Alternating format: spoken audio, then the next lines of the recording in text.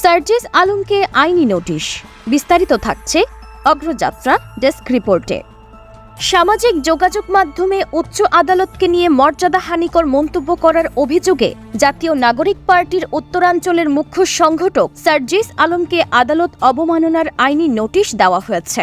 জসিমউদ্দিন নামে ওই আইনজীবীর নোটিশে সুপ্রিম কোর্টের রেজিস্ট্রার জেনারেলের মাধ্যমে প্রধান বিচারপতির কাছে লিখিত নিঃশর্ত ক্ষমা চাইতে বলা হয়েছে। এছাড়া প্রেস কনফারেন্স করে 2 ঘণ্টার মধ্যে দেশের জনগণের কাছে ক্ষমা চাইতে বলা হয়েছে। অন্যথায় আদালত অবমাননার মামলা করা হবে বলে জানানো হয়েছে।